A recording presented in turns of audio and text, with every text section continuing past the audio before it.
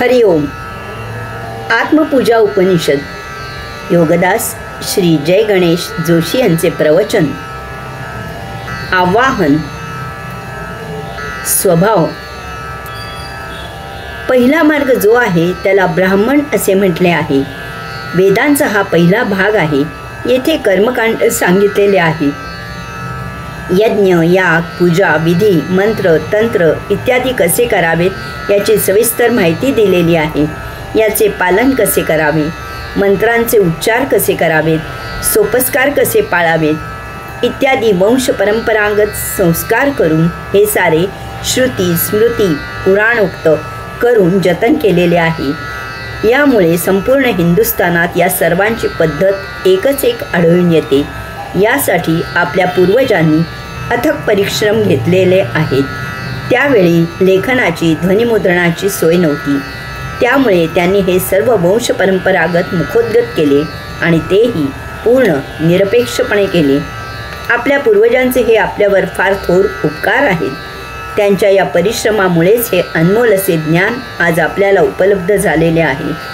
त्यांच्या पुढे त्रिवार नतमस्तक होणे इतकेच आपण करू शकतो. अशा प्रकारे कर्मकांड करून त्याला आव्हान होते का? असे करणारा साक्षात्कारित होतो का? हे असे होणे शक्य आहे का? हे असे का सांगितले गेले आहे? हे असे का केले जाते? आजच्या आधुनिक वैज्ञानिक युगात हे अमान्य का केले गेले आहे? तरीही अनेक शिकलेले आणि न शिकलेले लोक हे असे विधी आजही का करत असतात? या उपनिषदाचा अभ्यास करताना हे आणि असे असंख्य प्रश्न निर्माण होतात. यांची उत्तरे शोधून आवाहन म्हणजे काय ते समजून घ्यायचे आहे. आपल्या आज जेव्हा एखाद्या गोष्टीचा परिणाम होतो तेव्हा तो परिणाम आपल्या देहबोधीवर बाह्यभागी दिसून येतो. हे आपल्यालाही नकळत होत असते. ही एक स्वाभाविक प्रतिक्षिप्त क्रिया असते.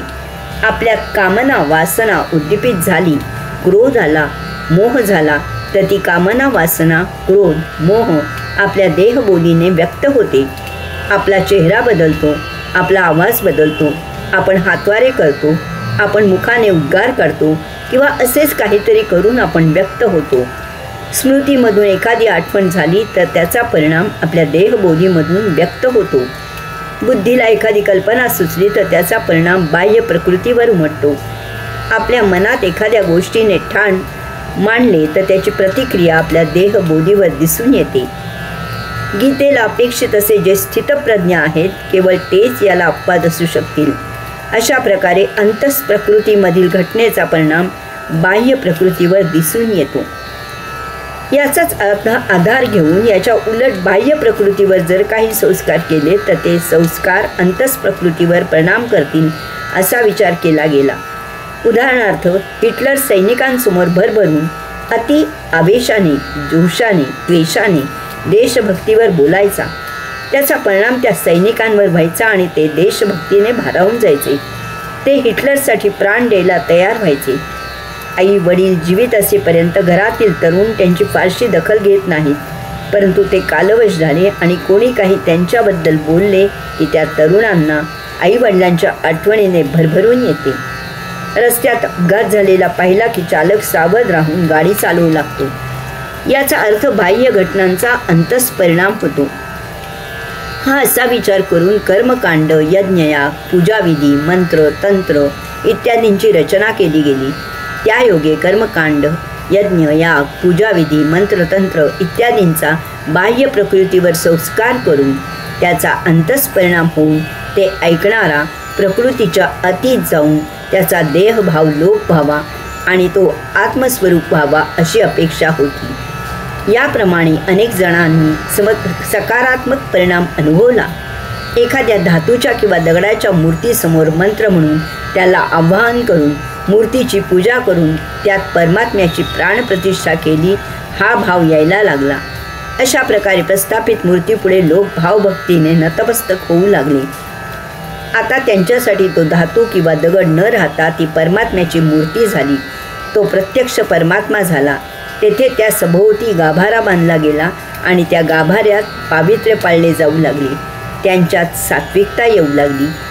अशा मूर्तीपुढे आणाभाका घेऊन, शपथ घेऊन त्यांचे आचरण बदलले. मूर्तीपुढे ते अयोगिक आचरण करायला घाबरू लागले.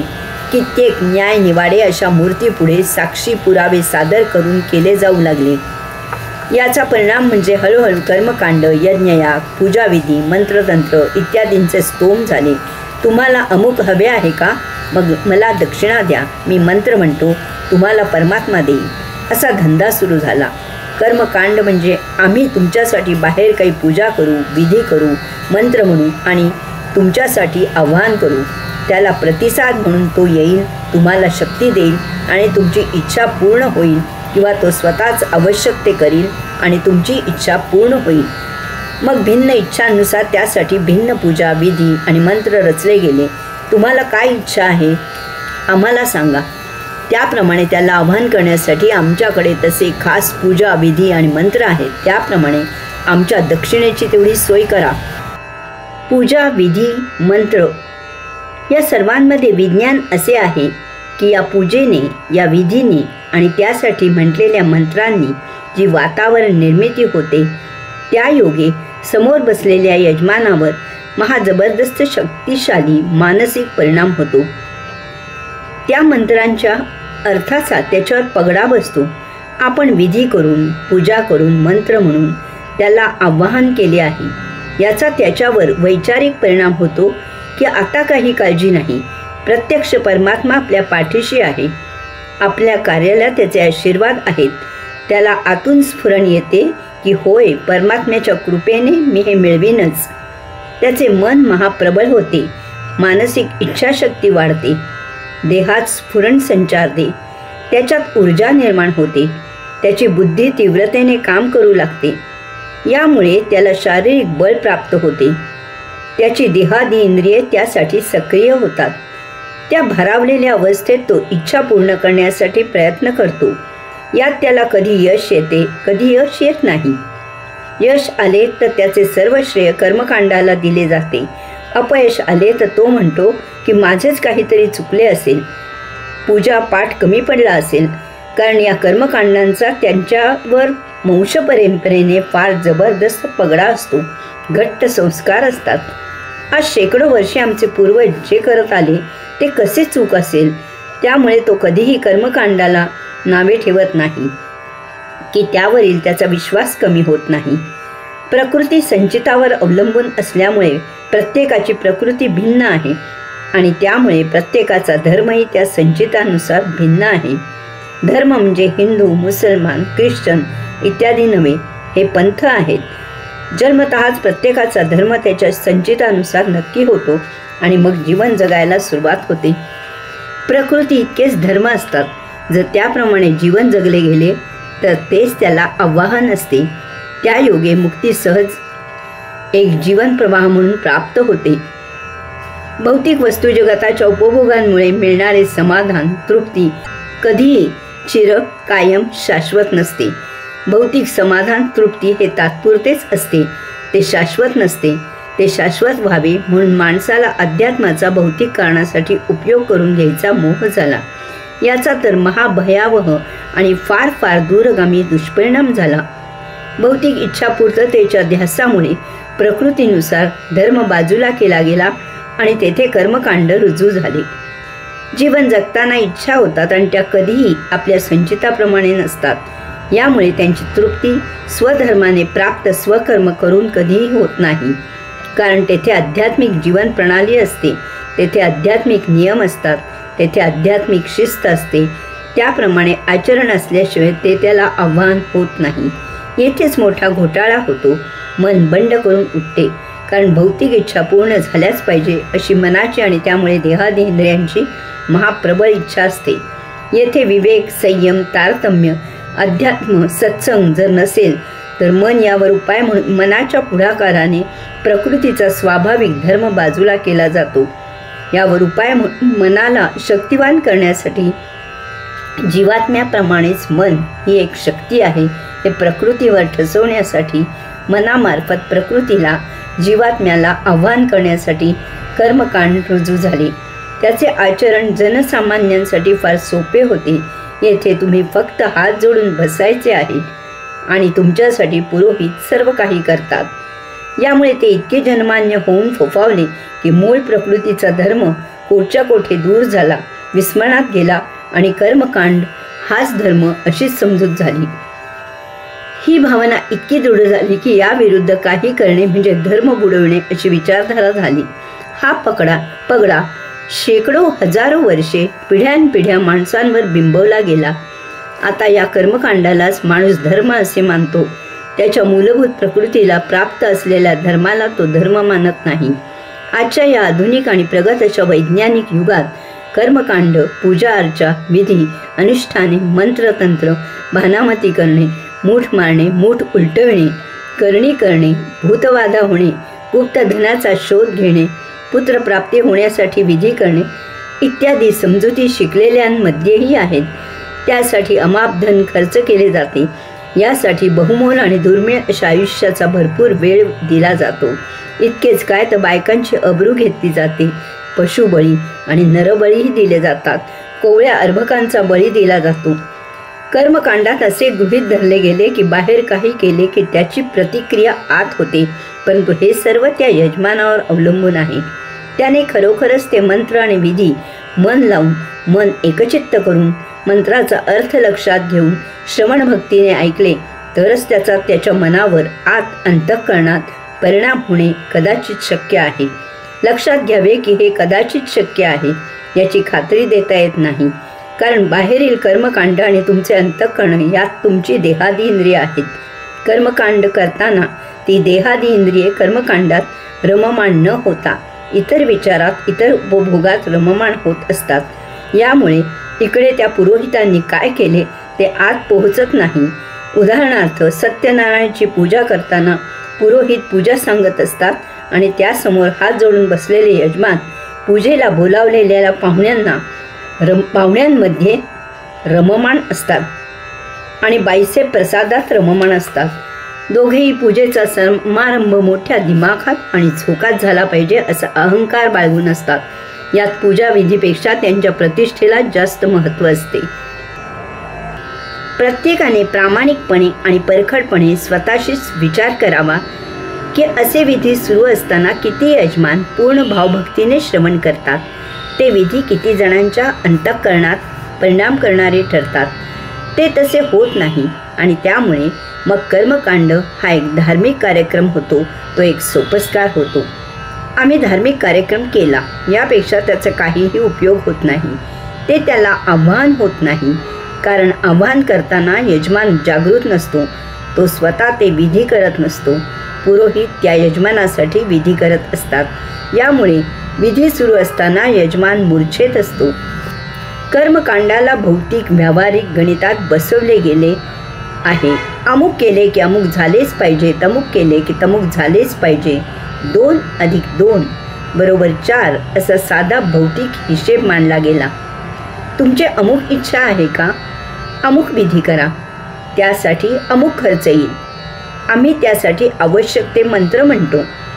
विचार करा की कोणाला पुत्र व्हायला हवा आहे आणि त्यासाठी त्याला कर्मकांड करायचे आहे.